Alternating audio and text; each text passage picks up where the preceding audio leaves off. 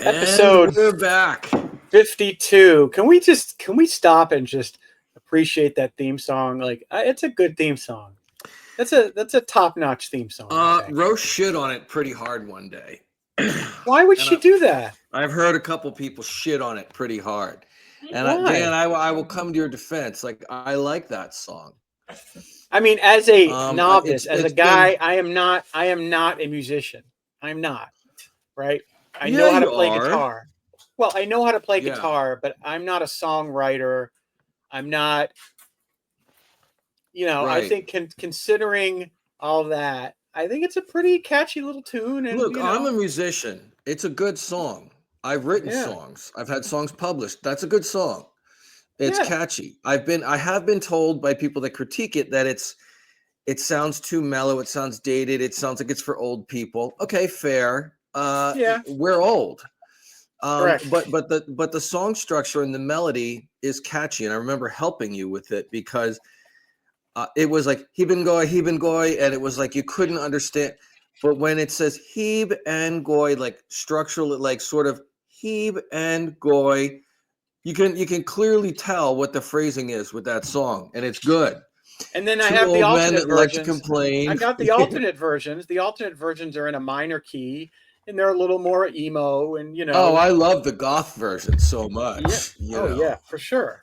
I'll make a punk version one day, real soon. You know what I mean? I got a drum set. Once I have my rig and once I have the house and I can have my electric guitars again, we could do a punk version. Yeah, for sure. Yeah, because I can play bass well enough to throw in a bass track. That's and quite frankly, it would be good if you did know how to play bass that well and it was messy, and that would sound punk. It would sound good. So what's going on, Dan? How you doing this week? Here we are. It's episode 52. I have a thing I want to talk about, but first I want to share some news. We're soon going to have a new resident at Maxine's Hideaway, which is my nonprofit pig sanctuary. Right. And there she is.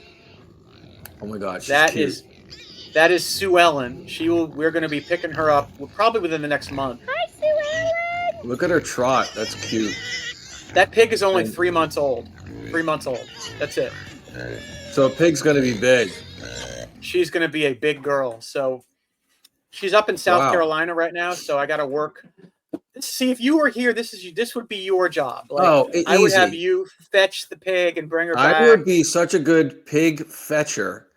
I would drive to South Carolina, get the pig, be very good with the pig. I know I'd be good with pigs.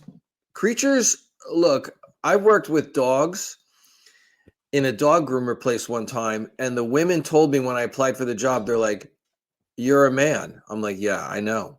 And they said, "Well, men don't do well at this job. Dogs don't seem to like men." I'm like, "Well, give me a shot."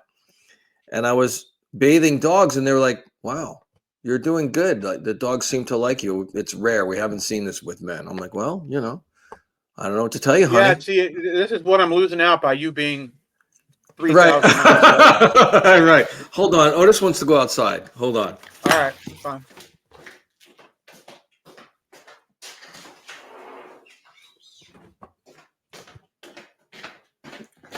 I'm coming at you from the kitchen, and Ro has her sister in town, so she is hanging out with her sister, and it gives me the house to myself, which is fantastic. It's rare that I get the house to myself. The only time I get the house to myself is when, she goes on vacation or she does something, and then I'm going to get the house to myself, vice versa. And we always do the tag team thing because Otis, the dog, is getting old now. And we refuse to, at this point, now that he's almost 13, put him in the kennel for a couple of days. Like, we don't even like doing that. No way. So, we never take vacations together anymore. We celebrate, anniversaries coming up too. And we haven't celebrated an anniversary, where we get in the car and go somewhere for like a couple of years because we don't want to leave Otis alone. That's how it is when you're a dog owner, Yeah, it's even more true with pigs. But I'd be good with the pigs. I would absolutely love. It's like, Bruce, And I would love it even more if it's like, yeah, there's a pig in Montana. You got to drive up there. I'm like, okay. 5-day trip in a van, just driving up to Montana. If I can get in this pig, having adventures. Yeah, I'd be good at it, but unfortunately, I'm far away, Dan. So what can you do? We're going to find somebody who will take the pig halfway, and then we'll pick the pig up. What are you eating? Dan is eating on camera. Very unprofessional, by the way. It is. It's very unprofessional. Extremely. So we're running. What are you eating? Yeah. What are you noshing on? The wife made me a salad. She's watching my diet. Good. Like a hawk. Is working well. I lost 20 pounds in the hospital and have maintained that weight loss since I've been out. Oh, really? Yeah. You look thin and svelte, and you look good. Everybody say thank you to Kara. Hey, what's up? Okay, hold on. I want to see that view. So that's the kitchen island? Yeah. Hey, Kara, how are you? Yeah. She does not like being on camera. She does not. No. It's an RV. That's an RV, everybody. No, listen, I know it. I know it well. So, Dan, what are we talking about? What's going on? So I would like to start the podcast by heaping some praise on you. Uh-oh. So, for those who don't know, Bruce and I met on the internet about 15 years ago. Easily. It might have been MySpace days. I don't know. It was around 15 years ago. Yeah. And I didn't know Bruce from a hole in the wall. Right. And we just tried to hit it off because we have so much in common. Right. We're a lot different in a lot of ways, but we're very in common in in other things. Yeah. And we sort of hit it off. I don't remember when we exchanged numbers, but at some point we did. Right. And over the years, I mean, I've only known Bruce 15 years, so that takes me back to when I was like 36, something like that. But honest to God, there's no friend I have on this planet that I feel that I like better than I like you. Right. So, you are my best friend. And that, let me interrupt. It just occurred to me the other day, like Ro was like, who's your best friend? I'm like, I think my best friend is Dan. He's my best friend. Yeah. If the chips were down and I needed something. Right. You asked me who I have a lot of friends from college and from high school. And who could you count on above all? I think it would be Bruce. Wow. High praise. Thank you, brother. I bring this up because my health situation has forced me into an odd state in terms of my career. Yeah. I was basically ripped from what was an IT career where I was making really good money. And I had to step away because, I decided, there's nothing more important than getting better. Health number one. About a month ago, I stepped away. Right. Now I'm self-employed, but this was a gig, like a contract. And I stepped away and I said, look, I can't give you any definites. My next big checkup is February 27th. After that, I might be able to come back. But I can't make any promises. And if you want to hire someone else, I understand. And so since probably about a month ago, I've been unemployed, right? No income. Yeah. So we talked about this before, and Dan has been struggling with the situation. And when I realized, okay, so what happened was, at first it was no big deal. It was a novelty, right? It hadn't really sunk in yet. Hey man, you're unemployed, right? Right. And this might be long term. So I basically, initially it was fine, but over time I noticed I started to feel more uneasy about it, and my blood pressure, because I take my blood pressure twice a day on Dr. Right. And it started to tick up a bit as we get closer to this February 27th date, which is next Thursday. Yes. And it occurred to me, it finally hit me. One thing I will give myself, and I think you're the same way. I have many, many flaws, but I am self-aware. Yeah. I will tell you what my flaws are, and I will admit when I'm wrong. And most of the time I assume I'm wrong. Right. So. I'm wrong all the fucking time, but I know it. You know what I mean? Right. I'm like you. I know my flaws. So I realized what is really irking me, and it occurred to me, I don't think it's money, because money-wise I'm doing okay, and I could sit home and not work for quite a while and be fine. Right. So it's not money. Much as everybody likes income, right? But it's not about the money. It is a weird state of mind that I've had to try and overcome, which is, and I'm actually seeking out counseling for this. Good. Because Good. Because it's crazy. It's like the difference between me and you, and this is where I really admire you. If I said, Bruce, let's say I won the lottery tomorrow. Right. And I said, Bruce, I'm going to send you $5,000 a month. Right. Right. You would take that money and it would all be good. You wouldn't give two shits that you're not working. Right. 100%. I could live on. Yeah. I would never work again if I had $5,000 a month. Right. So I think the issue is, it's really hard because our generation was raised to be very independent, right? Yeah, it's true. And the whole capitalism thing pounded into us. Yeah. And so it's been very hard for me to accept the reality that for all intents and purposes, henceforth, I might be effectively retired. 100%.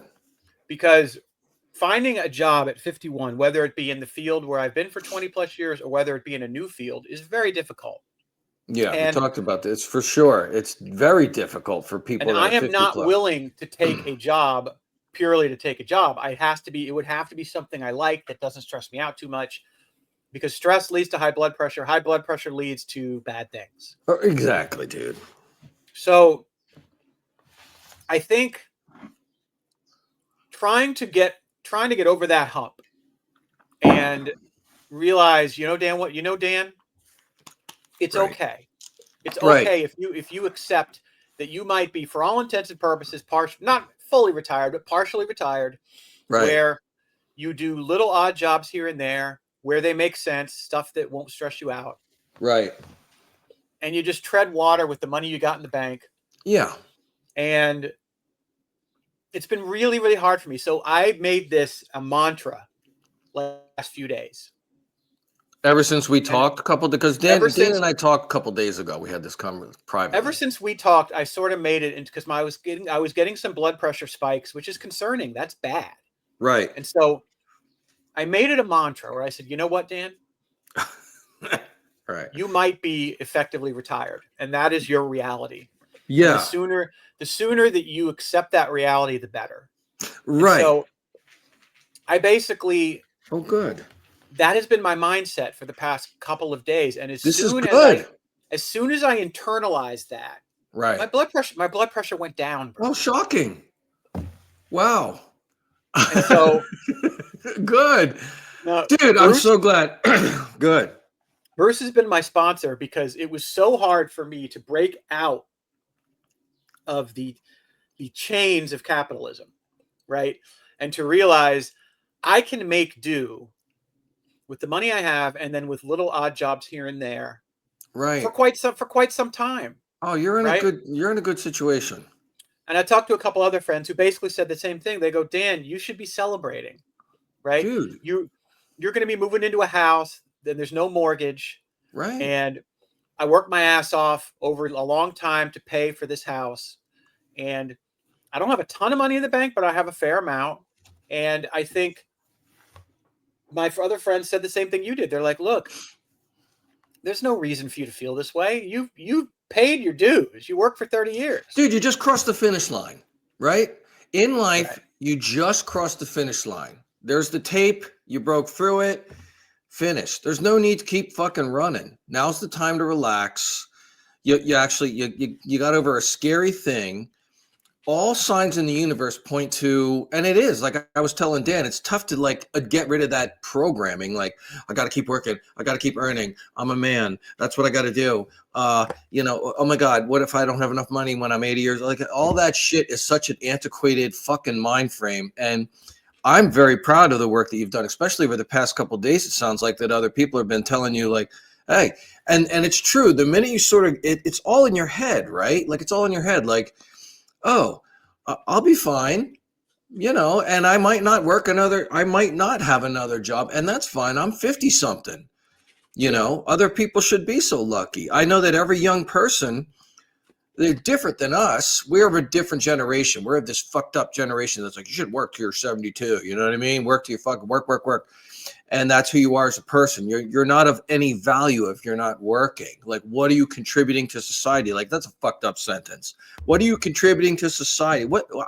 Should I have to contribute to society?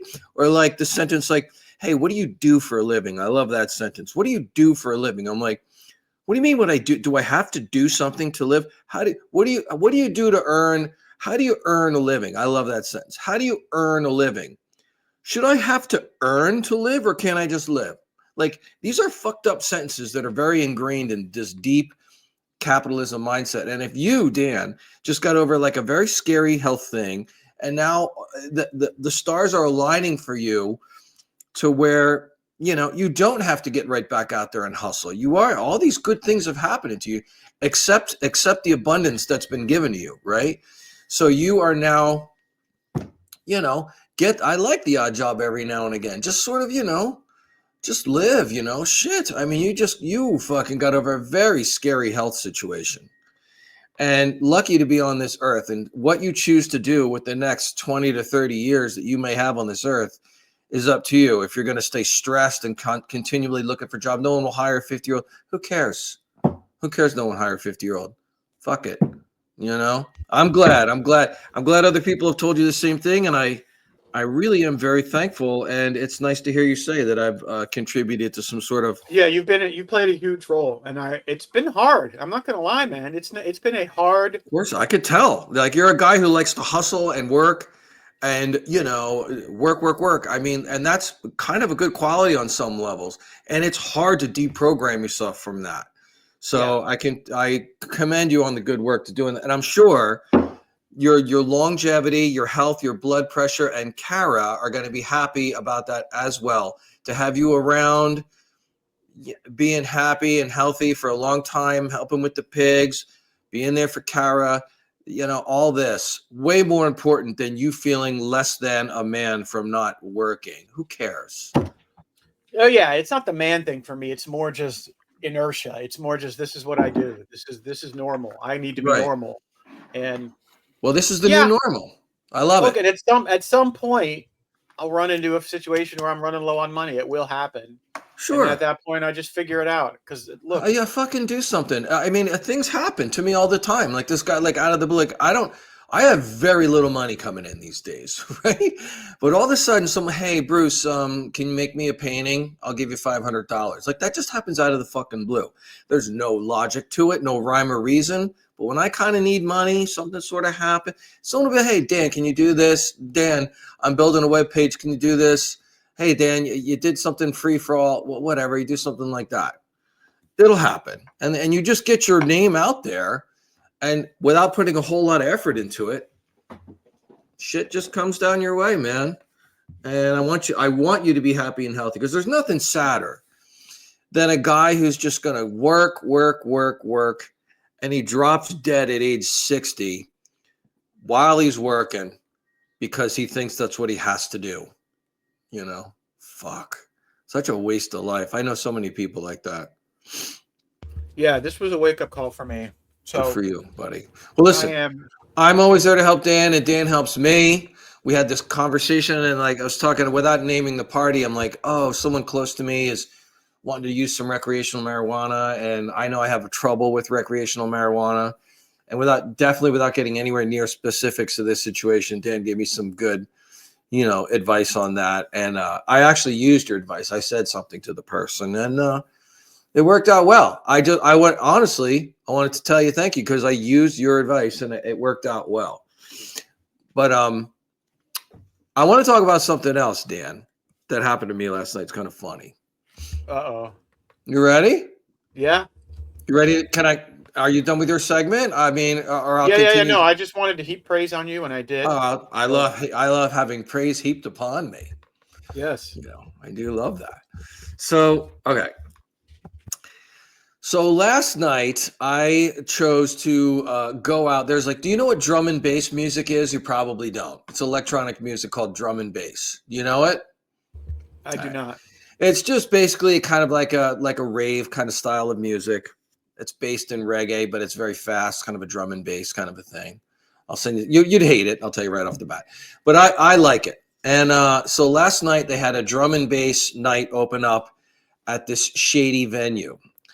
And I know the guy who puts it on, and I'm like, oh, the drum, and it's loud music out of a speaker, and it's dark, and it's like, okay, I'm gonna like this. I'm going out. So of course I take a disco nap, and it's from 10 to 1 in the morning type of thing. And the location for the flyer where it said something MC Clubhouse. And I know what that is. I know what MC means. I'm like, oh, this is at like a motorcycle club. MC means motorcycle club, right? So this is at the something, I'm not going to name it, the something MC Clubhouse. I'm like, okay, I know full well from my past in sketchy circles that if you go to an MC Clubhouse, that is going to be like a Sons of Anarchy type of, clubhouse, like for bikers. And I get there, and I know the guy that's running the night, and I tell him, I'm like, how did you get this venue? Like, he goes, well, I played a metal show. He's also a metal drummer. Dude's a lot like me. He's a character, and he's got a hand in a lot of different things. So he goes, I found a place that we played a metal show at, and they convinced me, and I convinced them, hey, can I have a drum and bass night here? We charge money at the door. You make a little money, for the club, sell some beers, whatever the fuck. It's very all under the cover, And I roll up there, Dan, and it looks shady right off the bat. Like it's like this sort of it's right in the middle of Tempe, and it's got like this sort of, it's like in a dead mini mall situation with like a black tarp hanging over it. I love it, by the way. The shadiness in me loves it. I'm like, oh, this is great. There's no sign. You kind of have to know what's going on. So roll in there, and there's a couple big motorcycle dudes. You can picture it, right? Big back patch, white guys with the big beards, right? You're thinking, oh, this is trouble right off the bat. And right off the bat, I'm thinking, yeah, this could be trouble. But I go in there and I go back to the bar, which is donation only and stuff. And the way to handle all scary people like this in any walk of life I've discovered is you have to go up to people, whether it's say you're walking down the street in Oakland and there's a big group of scary black guys hanging out on the street, or a bunch of white motorcycle guys. You got to walk right up to them and look right them in their eye and be a real person to them, showing no fear. This is the way to do it with all groups. And this has served me well over the years, right? So I walk right up to this guy behind the bar who's big and scary and go, hey man, how's it going, man? I really appreciate you having this night here for us to have this. Oh, sure, no problem. And I'm like, yeah, anything non-alcoholic back here? And he goes, oh shit, we don't. We've got many. And he goes like this. He's got a gruff voice. We've got many brothers in recovery here at this so-and-so MC Motorcycle House. And I regret to inform you that we're out of the NA beer and stuff like that. I'm like, oh, I got a soda out in the car. Can I bring it in? No, we can't have open containers in here. I'm like, oh, I'm sorry, man. I just wanted to ask. He's like, I can tell you what, brother. He starts calling me brother like Hulk Hogan, similar to our conversation the other day. He goes, I tell you what, brother, I've got many brothers in recovery here at the clubhouse. We've got some seltzers out back. Let me get you one. I'm like, oh, I appreciate that. Fist bump. And he goes, okay, here you go. That's free. And I'm like, no. Let me give you a couple bucks for tip. He's like, thank you, brother. Thank you. So the whole thing was very good interaction with that. So then, Dan, here's the real meat. What do you think of the story so far? I know you're not busy talking, and because you're just happy to have me talk so you can shove food in your face during the podcast. But so brothers in recovery.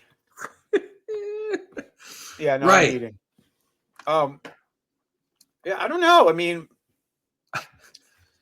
Yeah. That means at the motorcycle club that, by the way, so you're in the club and you could tell it's a private, it's not an open to the public type of place at all. It's a closed clubhouse that they pay rent for that happens to have a stage and happens to have a bar for members only, right? When they have metal shows, they like having metal shows. So I'm like, okay. So it's definitely new terrain for them to have a drum and bass show. Like they don't know from a hole in the wall. But the place was good amount of people in there and people are drinking and having fun. I'm sure they enjoyed that, But you're looking around the wall. And by the way, the ceiling is like filled with there are like bras hanging down from the ceiling, like lots of bras. I'm like, okay, this is a motorcycle. I've been to places like this. I know this is okay. So I was going to say, motorcycle club doesn't seem like your crowd. It's not, but I checked around quickly for a couple signs of things that you can imagine I'm looking for. Like I'm looking for right off the bat, I'm looking for swastikas. If I see a swastika in there, I'm out of there, of course, obviously. And then I'm looking around for a Confederate flags. I'm looking there's our episode title. I'm looking for swastikas. Yeah, I'm looking for swastikas, right? So, and bras hanging on the ceilings, right? So I'm like, okay, so the place is littered with tons of bras hanging from the ceiling.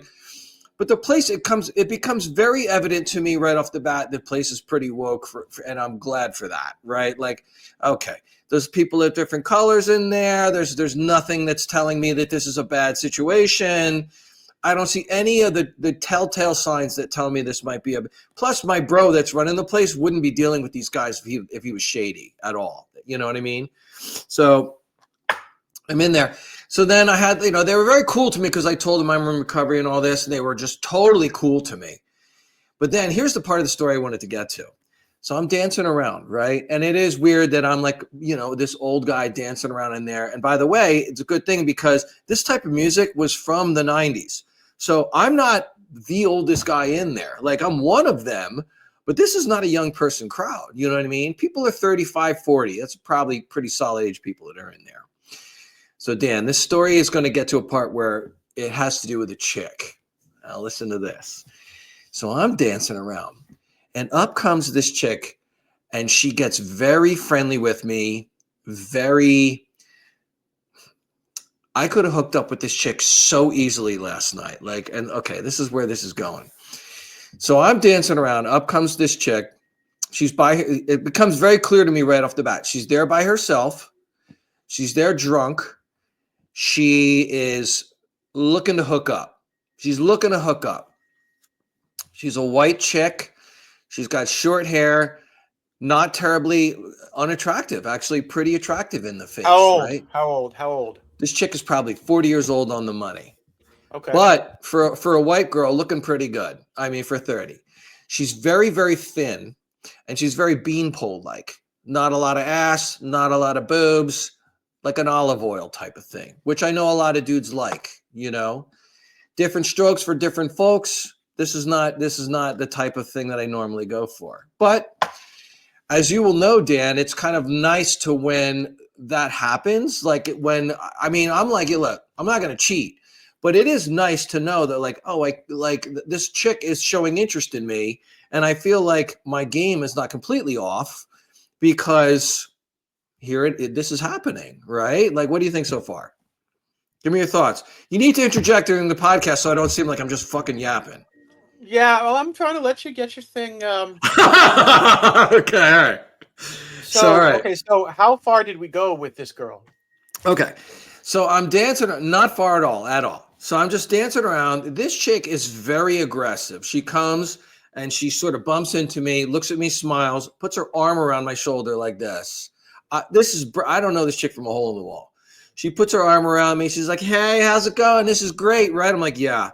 So she starts rubbing my chest and rubbing my lower back and stuff, being very fucking forward. And very forward. But from my days and being in shady situations, I know this chick is drunk.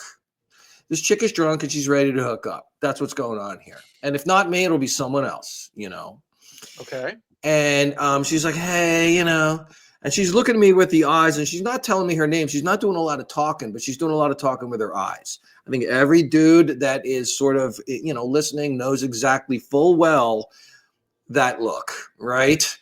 And I'm like, oh, okay.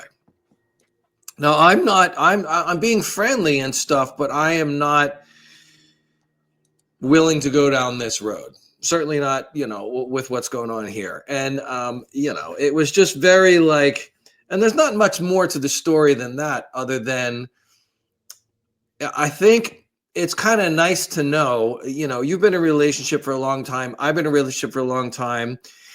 It's nice to know that absolutely. You might still have that in you, right? Like, it's good to know that you can dance up to that part of you is not completely dead. Right. It feels good, right? So I had the opposite thing happen to me this past week. You were someone recoiled from you? So sort of, yeah. So Tell me, I want your thoughts on that story, because you remained quiet for 10 minutes while I talked, and I want you to chime in.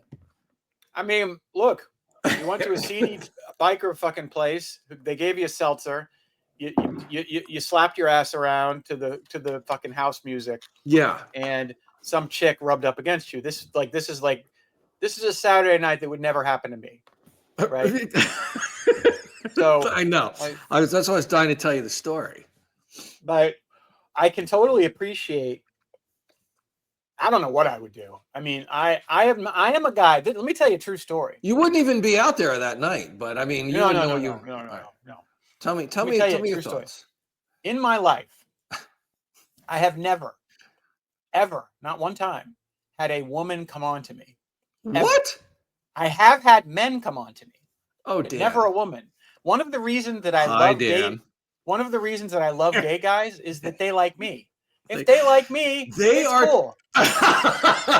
Look, it's nice to be liked. I will take the attention. I don't care if it's a gay guy. I don't care. Like, I love attention from gay dudes. Yeah, it's great. Yeah. Well, I am simpatico. I am simpatico with gay men. Now, lesbians, it's hit or miss, but gay men, I am simpatico. Like, I like skincare routines, and I'm kind of crispy. But I'm telling you, I get along really well with them. Like, I was talking to a gay buddy of mine this past week, and I'm like, I told him a story about my job. I'm like, I'm trying to figure out what I'm going to do. He goes, so you're going to do OnlyFans? I go, that depends. Am I pitching or catching? I mean, this is the type of fun conversation. Yeah, this is fun. I love. Okay, I need to hear more of this story. But no woman. I've been married twice, but no woman has ever come on to me. Not even as a young man when you're out and about in a bar, nothing? Not that I recognize. Now, it could be that I'm just socially awkward and I couldn't tell, but I don't think so. I have never in my life been. Dude, you're not a bad-looking guy. I'm better now than I was then, right? I've never in my life been sought after by women, ever. And you've never been in a public space, be it I can't believe that. You're at college, you're at some sort of a bar, you're at a frat party, you're at a fucking football game, and some chick just comes up and is like, hey. Never. And I was in a fraternity. You were in a fraternity and that never happened. Never. And I had a girlfriend in college. It's not like I've never dated, but yeah, you weren't reeking of desperation. In fact, if you had a girlfriend in college, that should be all the more reason they come up to you, because other girls see that, go, oh, look, he's clearly not defective. So no. So I'm telling you, I have an off-putting vibe to women, for sure. Right. For sure. You have a repelling vibe when it comes to women. Let me tell you a story. You're gonna love this. You're gonna love this. Dude. So we went out for bagels I think it was yesterday. Hold on. Hold on. You and Kara. Yeah, me and Kara. Okay. We're out for bagels. We're sitting in a booth, right? Oh my God. This is in a part of town where there's a lot of University of Florida students hanging out. Okay. Right. So these are women between the ages of 19 and 22, right? Mm-hmm. And there's one who is passing our booth, and she's wearing this low-cut thing. It's like a camisole. I don't know what the fuck. Is Kara right there as you tell this story? No, she's not in here. Oh God. So she's wearing this low-cut thing, and look, I'm not trying to be creepy, but you know how it is as a man with the lizard brain. Like, I'm looking at the boobs. I'm looking at boobs. As she's passing the booth, right? She reaches down and pulls her shirt up. Oh, and you took that as a direct correlation? Like, 100%. This gross dude is looking at me. Off-putting, old. I mean, off-putting to begin with, and old, right? Right. double whammy, off-putting and old. He's got a weird scar on his head. You don't look that old. I mean, you don't look that old. Compared to a 20-year-old? Yeah, I do. Okay, yeah, okay, 20-year-old. The best part is like all I could think about was you, because like most normal people would be like, oh man, I shouldn't have been staring at her like that, man. That was wrong. Me, right? I don't give a shit. I don't care. You're like a serial killer that had no compassion or whatever. I am a sociopath when it comes to when it comes to golfing. Dan it doesn't even slow me down. If she did a loop around the place and walk back in front of me, I would do the same thing. Dan's a sociopath because he has no like knowledge of other people or no caring. That's the no caring about other people's feelings about his actions. Like he has like a sexual sociopath. He's like, I'm staring at your boobs. Well, no, you say actions, but I would never approach her. I would never touch her. I would never do anything. Right. But you're going to look. I'm going to look. It's passive. I'm not impeding you in any way. I don't want to be that close to you. But look, if you're going to wear that. And that is a thing that goes on today right now too. Like a lot of men are definitely trained to like, I'm not going to look. It's rude to look. I'm not going to look. Let women wear what they want to wear, and that's why I'm not going to look. But Dan, and that might be something that's going on. But Dan's looking. Well, I've gotten better about it. I will say I've gotten better because I have some close. So I have friends my age who have daughters who are college age. I've known these girls since they were like 8. Right. So through that, you have to sort of train yourself, reel in that lizard brain. I've gotten much better at sort of realizing, wait a minute, this could be the same age as whoever. But sometimes you can't help it. Like, dude, it's hard to not look, bro. It is an instinct. Women hate this when you tell them this. They think you're lying. But it is absolutely an instinct. There's nothing you can do. There's no way on earth, if she's walking by my table, that I'm not glancing at her. This is 100% true. I will back you with this. As woke as I am, I can't. So it's like when I go to the gym, right? And I know that it's extremely. Well, the gym is a whole different thing. But it's extremely bad behavior. It is. When I tell you that, like a really good-looking, and you know me, if a thick Latina with curves walks past me, right, and like with the thighs, you know what I mean, and I'm like, oh shit, like it takes all my effort. Well, being to literally move my eyes away, it's like there's something on my head is making me look. I know that feeling. You have to physically force yourself. In the gym, though, it's different because in the gym, like a girl who walks by you in a restaurant where there's mixed age people, that's not a gym situation.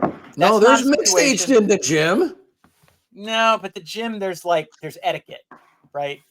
If you get caught gawking at a college age girl in the gym, she might fucking bust your ass and fucking put you on TikTok or whatever. Yeah. But a girl just literally walking by for a millisecond, right?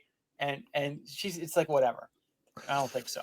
But I was thinking about you last night with this chick came up because I was like checking her out. I'm like, okay, there she is. Like, you know, and of course I'm not going to cheat on Ro. It's been 20 years and I haven't cheated on Ro. But my lizard brain thinks, I'm not doing it with that. Like, not to body shame anybody or anything like that. But I know it's like every dude has their different like preferences with looks and stuff. And I mean, she's like a 40-year-old woman. And by the way, a lot of dudes would have been like, this is great. Like she's going to do it for a lot of dudes. She's very pretty in the face, short blonde hair, very thin. A lot of dudes like thin chicks, right? Very thin. What if she tried to drag you off to the bathroom? It was like, hey, I want to. So, of course, as I'm dancing and I'm looking at her, of course, my lizard brain starts fantasizing about that. Like, oh, like the old single Bruce might, you know, if I'm in Grotus back in the days, I wouldn't be too picky and I might be like, yeah, like a nice blowjob in the men's room would be nice. You know what I mean? Like some sort of like horrible behavior, right? And of course, like I remember those times. And not like I'm so great catch, but I've done this a lot. I've been single for a very long time. Like when you were in previous marriages and stuff, I've been single. And I was kind of a whore, you know, and I definitely would be in Grotus. And I know what it's like for a woman to come up and show interest in me, which doesn't happen a lot. I'm not great to look at or nothing. But back then with the long hair and playing in a band and stuff like that would happen all the fucking time. Sure. Yeah. And so like a woman would come, and it's great. I love it when women are forward because at least I don't have to do the heavy lifting. But and they come up, and I'm bad with, and so they come up. So this chick comes up, and she just like immediately puts her arm around me, and I'm like, oh, that's very forward, but I know what's going on with this, and she's definitely starting to rub up against me and stuff. I'm like, oh shit. And I might have felt like a half chub happen down there, Dan. I might have felt like a little movement down there in the pants. Like, oh my God, I'm used to this feeling of a strange woman rubbing up against me. It's like, it's a natural reaction. Like little blood goes down there, moves to the left a little. Yeah, you know what I'm saying? Nothing you can do. Yep. Yeah, nothing you can do. Didn't hurt that the motorcycle bar in the men's room was plastered with hardcore porn. You would have loved it. I wanted to take a picture in there. I'm like, if a motorcycle guy comes in here and sees me taking a picture of his private, because it was like, it's a men's room and it's loaded with porn like it's wallpaper. I'm talking full beef shots, nasty, right? It was great. And so, so I'm thinking, I want to get a picture of this, but yeah, and then I kept my eye on her the rest of the night, because I definitely recoiled from her a little bit. Like I was like, okay, this is kind of like, plus she was so drunk, and I was like, that does it. That there's a couple turnoffs, Dan. If she's so drunk where it's like, all right, this feels wrong. It feels wrong if she's that drunk. I'm not that guy. And that's a gross thing, right? And so she's so drunk. And not only that, she's like... Yeah, no, that's a turnoff too. That's a turnoff. And a lot of dudes, that's how you can tell if a dude is a bad person. If a dude goes down that line with a chick that's that drunk, that's kind of a rapey dude. That's kind of a gross. Yeah, that's a huge turnoff. I would not. So she was very, very drunk, and she was very like the body type. There have been times where my wife was drunk, and I was like, "Come on, this is just." Oh yeah. I mean, there's been times with girlfriends that I've been that drunk. You're like, no, this feels wrong. Like I'm not doing this. And then like body type, she was definitely like an olive oil type. You know what I mean? Like real skinny. Like real skinny, no ass. And you know me with the thick. I like the thick. You know what I mean? You like the thick. Yeah, I like the skinny. You like the thick.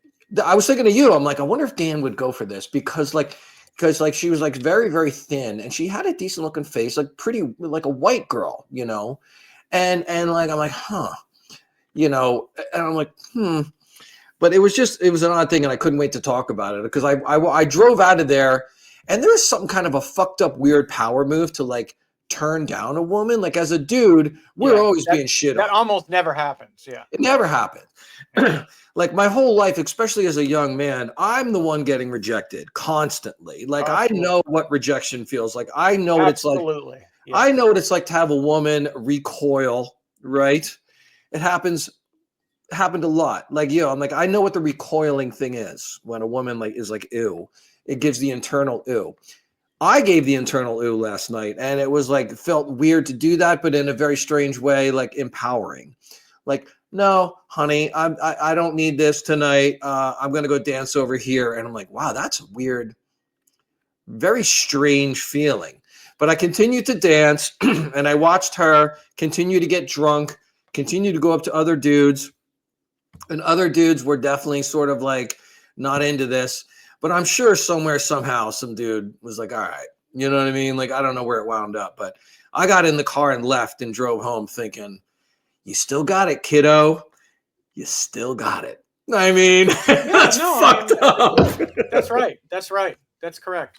I mean, look, I got a mirror. I know that I'm old and gross, right? I'm very old and I'm very gross. And but still, I was just kind of like driving away thinking like, oh, fuck, man. Way to go, kiddo. Way to go. So I wanted to share with you the progress of Casa de Dan. All right. You didn't seem too interested in that story. You're bulldozing. No, it was good. Right? It was good. It ran its course. I'm fine. I'm just teasing. What's going on with the Casa de Dan? Yeah. I want to share.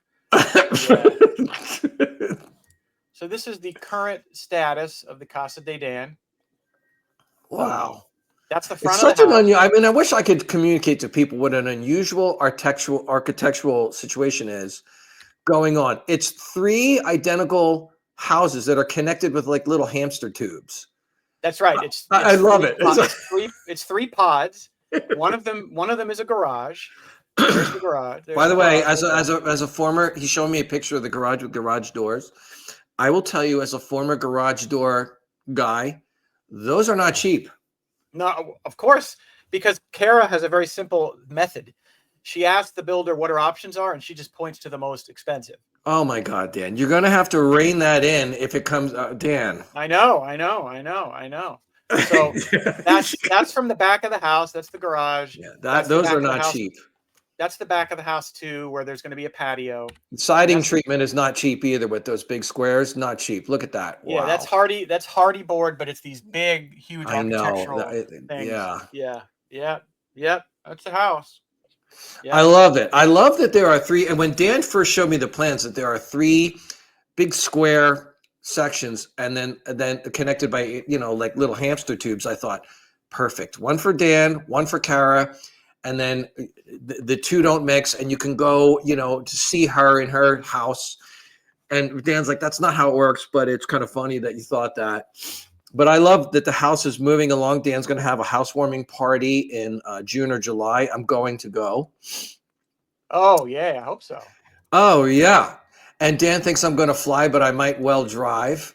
Now, what's going on here? Is this a different part of the story? I wanted to share you my nurse, my gay Filipino nurse. Is he gay? He's gay.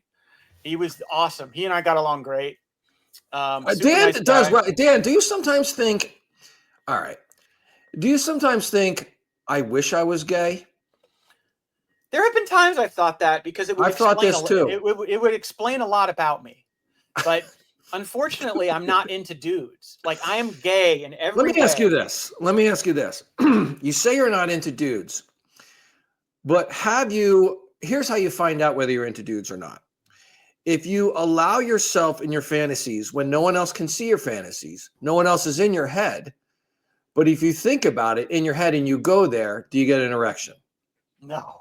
Okay. That same thing happened to me, and that's how I know I'm not gay. Listen, I love gays. In so many ways, I would make more sense as a gay man than I know. a straight man. But I would tell you if I liked that. I would too. It would be great. But I just don't. Like, I loved June though. He was an awesome guy. All right, tell me about this guy. Does he know you're taking a picture of him? No. Oh my God. Yeah. You are by the way, I got to share with the audience. One quality Dan has, and that he does, is he takes pictures of people without their consent. And he does it all the time. I do. And but it's not. Look, it's not illegal what he's doing. Is it in bad taste? Maybe. Yes. You can make that argument. Yeah. But again, Dan's a sociopath and doesn't care. But it is really, really funny how skilled Dan is at taking really good people. I mean, look, I try to do it. It goes, and the person knows. No, you have to have the noise off, dude. Come on. But I can't even lift up the phone. If I lift up the phone, I can't tell you. I've tried to do this, lift up the phone quick and take the picture. It turns out blurry. I can't do it. Dan's a fucking master at taking photos of. This guy's name was June, and yes, I did take a picture of him without his consent. Oh my God! I did. He was just so great. I loved June. Tell me about June. Tell me about this photo. So very gay. Lives here. Very gay. What do you mean by very gay? Like accent and everything? Like Stevie Wonder would know he's gay. Okay. Lives here in town. He has a boyfriend in Canada who he's trying to get over the border. How do you know about all this? Do you chat? He told us. Yeah. Oh yeah. I love this. I chatted up all my people. And I know you do. You love to mix it up. But my wife was more forward than me. She goes, "Did you meet him on Grindr?" And he said yes. He said yes. He did. He met him on Grindr. The gays meet on Grindr all the time. So this guy's boyfriend is in Canada and he's working on bringing him down. Correct. Yeah. So June. So this guy's got his gloves on. Is he getting ready to examine you? He's getting ready to give me some pills. This was probably my last dose because this was taken on the day that I got out of the hospital. So he had to come take the needles out of me and get me ready to go. Yeah. Do you find that, and now Dan has shared with me, he goes, Bruce, did you know that a lot of people in the nursing career are Filipinos and Filipinas? Yeah, I did not know that before this hospital stay. What a great feel. I mean, look, they get paid well, bro. And it's thankless, because they get imagine being a problematic old, patient who's crabby and combative. They got to deal with that. And, but they do make good money. but it's a tough job, make no doubt. Oh, that is a tough job for sure. That's a tough job. I mean, I couldn't do it. Shit. There was one time I was looking for a job around here. It was a gig. I was looking for a gig around here when I was sort of getting sick of working at the garage door place. And, it said like, it was kind of like a grandpa's friend kind of a thing, right? It was like looking like, oh, there's like an old guy that you need to sort of like go and hang out with him and help out and stuff like this. And I was like thinking, I'd be good at this. And so I am evil because there was like, oh, immediately I picture of a situation like of an old white guy or any old guy that needs me to come in there and sort of like watch out for him, maybe cook for him, drive him around, get errands and stuff like this. But I have a very bad evil brain deep down inside. Now I will share with you. I'm like, maybe this guy's sitting on a big like coin collection or like, oh no, like maybe he's sitting on like a big, like, I swear to God, and maybe he's like sitting on like a big comic book collection and he doesn't know what he has. And maybe I could maybe just he's like, got gold bullion. Yeah, maybe he's got gold, but I'm like instantly I'm starting to think about what kind of things does this old guy have his house that could like pilfer, right? Like, wow. So, but like, I know, but of course, would I do it? No, but instantly I like find out. I actually made so far as to call up one of these places. It was literally called Grandpa's Friend. That was the name of the company. Oh my God. Grandpa's Friend. I call up. I'm like, yeah. So I can pass the drug test. I can pass the background test. I got a driver's license. I could drive Grandpa around. I'm good at chatting people. Like I'll sit there and watch Price is Right with this guy. It'll be fucking great. And I pictured an easy situation where I'm just sitting on the couch eating grilled cheese sandwiches, maybe tuna fish sandwiches, and just doing nothing. And just like sponge bath. So this is where it went, right? So I'm like, okay. So then the lady says, do you have any experiencing in toileting? Excuse me. No, toilet is not a verb. What does that mean? It is, Dan. Dan, toileting is an absolute verb, and I will tell you what's going on with this. So I go, do you have experience in toileting? I go to the bathroom myself, and I know how to use a toilet, but no, what is toileting? Well, toileting is like bowel care and urine care for bowel care? Bowel care is toileting. So what does that mean? That means if he's wearing a diaper, you might have to change it. You might have to clean him up. All this. No. And that means if he needs to go to the bathroom, but he's kind of fucked up, and you might have to hold his penis and sort of like aim for the toilet. No. And so instantly I'm like, you know what? No, that's a hard no. I'm not doing any of that. I'm not doing that. I'll absolutely watch TV with the guy and all these easy things. I'll help with his medication. I'll do the dishes. I'll cut the lawn. I'll do all this shit. But I am not doing any toileting. So people that have to do that are definitely like God's gift to people, because I'm not doing that. I'm running in hard. Like a loved one could need that and be like, I'm not doing it. That's what I mean? No. Yeah. That's a hard no. But I mean, this guy didn't have to do. So your gay nurse didn't have to do toileting on you, did he? No. I now look, earlier in my stay, I did have some issues before I got off the ventilator and stuff. I don't remember any of it, but I was told by my wife. So they didn't fill you in with the gory details. I was told by my wife that there was many cleanups that had to happen. Oh my God. And I had the fecal management system, which means that they weren't like cleaning up shit from my bed or anything. Don't ask. I don't even want to get into this. No. Plus I had a catheter, so no. Fecal management and toileting. Oh, for Christ's sake. And I'm looking for swastikas. I'm looking for swastikas. Oh my God. Bro. So I like that you had the nurse. I like that which had the nurse. That's I had several Filipino nurses, but June was especially cool. Really liked them. They were all great. Quick nurse story. I'm 19 years old. I'm back in New Jersey, and I got a double hernia in college. That means 2 bumps on either side of the ball sack, right down low. That's a place where you can get a hernia.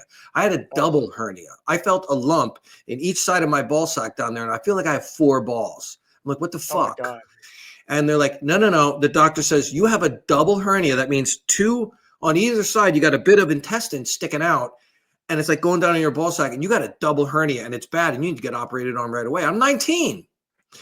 Oh my God. And Pulled me out of college. I go immediately to go get this worked on. And 19-year-old Bruce, you can imagine, right? Like fucking high all the time and, long hair, whatever. And they bring me in and I'm like, I don't know what's going on. It's like a whirlwind, right? They're like, put me under some general sedation. And they're like, well, you're going to have to get shaved down there for this procedure, right? Oh, God. And I'm thinking maybe it's just the top of the bush, like right above the penis, like right around. No, dude, the whole ball sack, everything. They got to shave for some reason. So they tell me, and I'm sort of like out of it. They're like, nurse is going to come in and shave you. A nurse is going to come in and shave your balls, and then you're going to go under surgery. I'm like, all right. So instantly, 19-year-old Bruce is getting excited. Like, oh, maybe I'll have a Filipino nurse to come in here. Maybe like some hot chick will come in here. Dan, I'm telling you, a guy that looked like Sling Blade comes rolling on in. Like a guy with like, I swear to God, I think this guy had deficiencies. Yeah. My name's Robert. I'll be your nurse. I'm like, I'm no. gonna shave your balls. Hey, you know Yeah. what? On Thursday, I'm getting mine shaved too. Well, who's shaving them?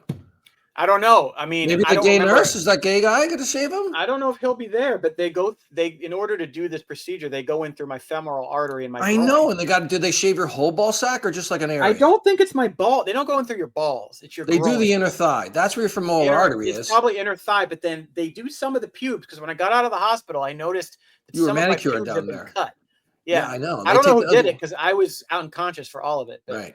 Can you imagine lying there like a slab and someone's like messing around with you? Like that's just a horror. Like yeah. So anyway, the Sling Blade guy is like, my name's Robert. I'll be dealing with your pre-surgery routine. And I'm like all on fucking painkillers. By the way, when I was 19, I was asking for extra ones too. I was such a drug addict. I'm like, give me twice the dose. I got a high tolerance. Okay. So they gave me some good stuff and I'm all loopy. And I'm saying funny shit like, so I'm like, I'm mixing it up. I'm like, so you're gonna shave my balls? Well, I don't prefer to put it like that, but yeah, I'm gonna be getting you ready for your surgery. And I'm out, and I'm not looking down there, but he's got like a razor, like a disposable razor, and he's like pulling your ball skin. It's gross. No. Yeah, and he's shaving it. I'm like, oh my God. And so I thought that was pretty funny, and I'm like, oh God, I had to because I was really hoping and expecting some beautiful, like Lucy Liu come walking in there with like a nurse outfit. I had a thick Filipino give me a sponge bath. Oh my God, I would have loved a thick Filipino giving me a sponge bath. That's another type. Thick Filipino sponge bath. Yeah. So as we wrap up, I have two things. So my procedure is Thursday. They will tell me Wednesday what time of day it is. I go in, I check myself in. They put me in a gown. They give me Twilight. It's not general anesthesia. It's Twilight. You're sort of loopy. I know the deal. And they take me back. It's a 20-minute ordeal. They go in through the femoral artery. They get a good look at the aneurysm. And then the doctor will meet with me and the wife, and he'll say, okay, he's going to say one of two things. Either A, it's healing. It's gotten smaller. Right. We're getting where we need to get. And it should, because it takes 6 months. So it shouldn't be We're going in the right direction. In which case, hopefully he will clear me to do more stuff because right now I'm only allowed to walk. But an option 2 would be, you know what? It hasn't really healed the way we like. We probably need to put in another stent, which means checking into the hospital, and then it's not a big deal. It's another angiogram. They go up. I know they stick a piece of a straw up in there, but listen, I hope you get the better version of that. But even the worst one isn't that terrible. It just means more time off. Yeah. Really. Right. But we'll know that. I'll know that by Friday. You will be the first phone call I make. Well, and me and all the listeners, the hundreds and hundreds of listeners to this podcast are all going to be waited on bated breath to hope that you are okay. And I'm serious. I hope you get okay. But I mean, regardless of which, look, I'm glad to hear what you said in the beginning of the podcast about what you've been thinking about in the past couple of days, because I was worried about you. Like, this Dan is going to rush right back to some sort of toxic work situation. And what the fuck? So I'm glad to hear what you said. You don't have to worry about that. So I have one more thing. So if you're watching on YouTube, you will see I have put up a picture of very handsome grocery totes. that bear the logo of my nonprofit pig sanctuary, which is named Maxine's Hideaway. I love Maxine's Hideaway. I think I sent you one of these, didn't I? You sent me a blue shirt, and I wear it all the time. Hand to God. Okay. I do love wearing it. I got to send you a tote bag. So I ordered a bunch of these. If anyone in the audience would like one of these awesome tote bags, I will give you a discount. They're normally $4 or $5 each. I'll sell it to you for $4 plus shipping. So just reply in the comments. You should get one of these bags because they're cool and they have like my artwork on there. Like I was hired by Dan to draw the pig. Bruce created that art, and it has my beloved Maxine on there, which was the greatest. Can you zoom into that picture? Can you zoom into that picture? I don't think I have any way to do that. Yeah. Let me see. Let me see if this will work. There should be like a little. Oh, here How's we go. that? Yeah, let's get in there. Let's see. See, that looks cool. You can see Maxine is like kind of an interesting looking pig with the tongue sticking out. Very friendly. I love it. Yeah. See, this is nice. Yeah. She was the greatest, forget pig, the greatest animal I've ever had. Yeah. So, yeah, I mean, good. Highly recommend. Get a bag from Dan and help Dan with his nonprofit. Yes, the money all goes to helping pigs, helping me take in the one we're going to take in next month. I love it. Yes, and I'm trying to pour myself into this. Like one of the thing that sucks right now is I'm not really allowed to do anything. And one thing I really love doing with regard to the pig sanctuary is I like doing appearances where I go and sit outside a grocery or outside a pet shop. I bring one of the pigs and I educate the public about pigs as pets. People come up, they want to know, hey, what's it like? What are they like? How's it work? Blah, blah, blah. And I could talk about pigs for hours. So that should be what you'd be doing with your life. Take the money. I want to do that, but right now I can't. Out of your life. But I know, but like eventually just hold on to that as like a dream. Transporting pigs is not easy. You got to get them in a crate. Then you need at least one other person to lift them into the car and get them out of the car. Once I'm more physically able to do things, I'm going to go back to that. Oh, good. Go back to that. Yeah. I love it, Dan. I am very glad to hear about what you've said about what you've decided, you know, in the past couple days, and what I said sort of took root, and what other people sort of said. I love that. I love that. Yeah, you had a huge influence on me, and it is no small feat to get me to sort of say the words, you know what, this might be it, and you might have hit the end of the road, so to speak, of this stage of your life. As far as like having a 9-to-5 job and a career, and this is what I do, and this is my job, and this is my work, it might look different. It might be like I'm gonna generate capital in a very different structure that won't be tied to my identity as a worker. It'll be looking very different. You got to allow that. It is very hard for me. It was hard for me to get there. I feel like I've gotten a lot of the way there. I'm going to seek therapy out because I think this is bordering on mental illness that I can't. It is. I mean, look. And your therapist, I'll make a prediction. Your therapist is absolutely going to say something along the lines of, your job is not who you are as an identity. Right. So they're gonna, and you get that. You're a smart guy. I don't think that my job is my identity. I don't think that's my problem. I think my problem is adjusting to the new reality that I may not be working 9 to 5 anymore. And it's it's a good change, but it's a change, and any change. It's different. Yeah. Changes are different. Like, especially old guys like us, like it's hard to fucking change. But look, therapy is fantastic. I think every man under the sun should be in therapy. Or should go talk to someone once in a while. So I'm seeking that out, but I think I feel good. I feel like I've sort of accepted that this might be the end. Not that it necessarily is. Who knows what the future holds? Yeah. But I'm letting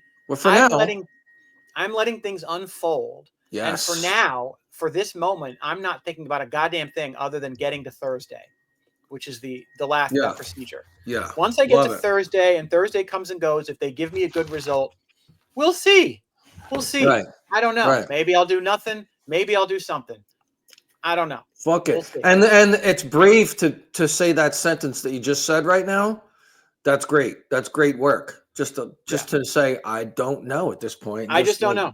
I don't know. And we'll see what happens. You know what I mean? There doesn't need to be a fucking plan, quite frankly. There does not need to be a plan. There does not need to be a plan. And so that's the main thing is like you stay well, your health. Yes, I have got, and you remember, these take 6 months to heal. The surgery was in December, so that's June.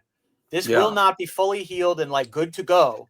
So you should almost know that like for the next 6 months, you should allow yourself to just like, hey, I'm not gonna. We'll see.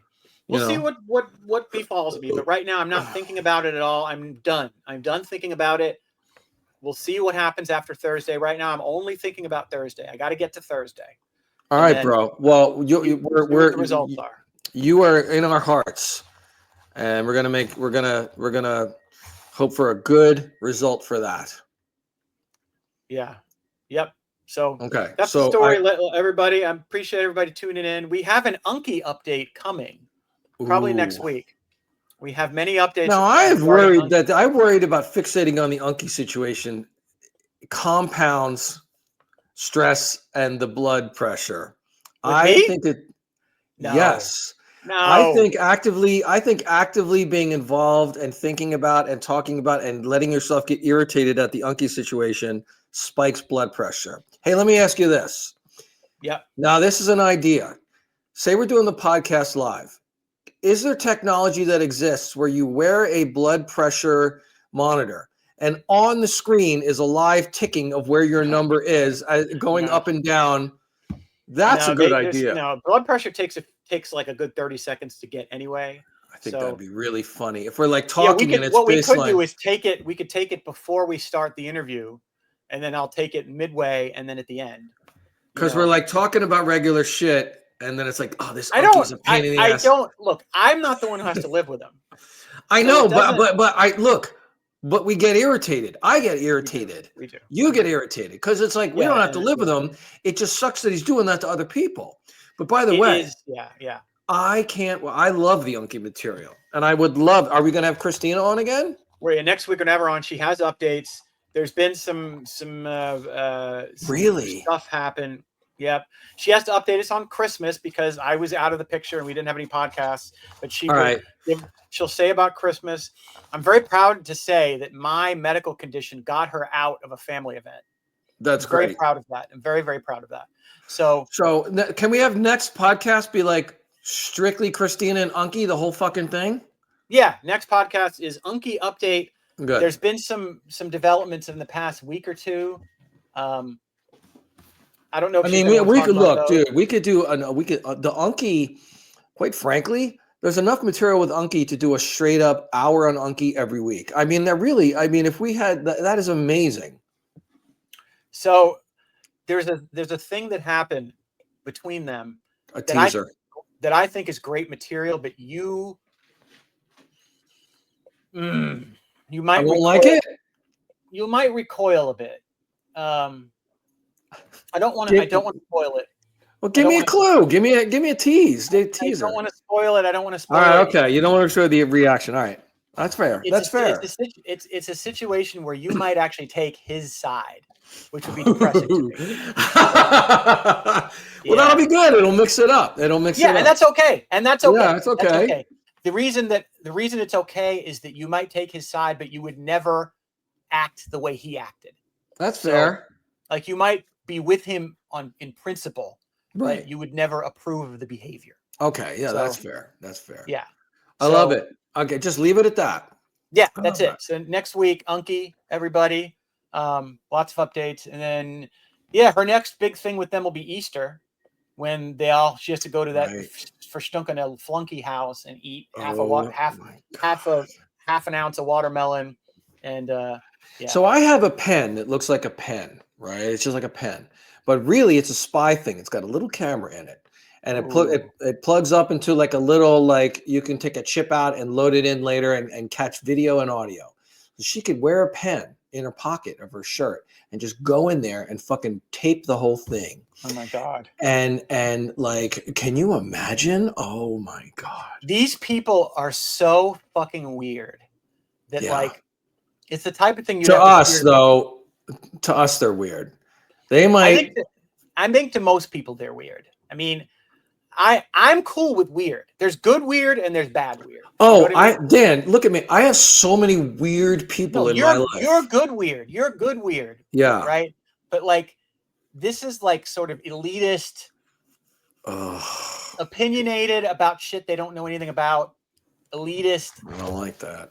And just socially awkward to an extreme. Like, they have these events and they don't put any food out. They don't have anything for you to eat or drink. I love when me and you talk about events and how like the lack of food at said events. I'm sure that spikes our blood pressure because I can't even get over a fact. If you have some sort of social event, any social event, there should be an abundance of food, like more than you need. They had a Thanksgiving affair where it was a fucking potluck. They told people to bring food. It's Thanksgiving. Are you crazy? Yeah. And we weren't talking about that many people. It'd be one thing if it was 20 people. Okay, fine. But like, anyway. She is very patient, and I couldn't look. If we were chicks, we couldn't be in that relationship. I couldn't. No, dude. I don't care how good looking he is. I don't care how great he is. I don't care how the other. There's no other qualities that would fucking shift. And the thing that just happened that I think you might agree with him on, for me, would be pretty much a deal breaker. Like. Oh, I can't wait to hear it. Let it go. I got it. No, nothing else. You got to get her for next Sunday. Tell her. Saturday, like I know you got to get in the car, get away from him. Unky, 2.0 updates. So we're gonna call it quits right now. I appreciate everyone tuning in, and by Friday there will be updates. Maybe we'll do an emergency podcast on Friday when I have my results. We'll do like a 5-minute catch up. Okay. Yeah, we can do it. Okay, that's fair. All right. See you, everybody. Heeb Goy, we would like to welcome you. Heeb Goy, one Gentile and Jew. Heeb Goy, two old men who like to complain. Heeb Goy.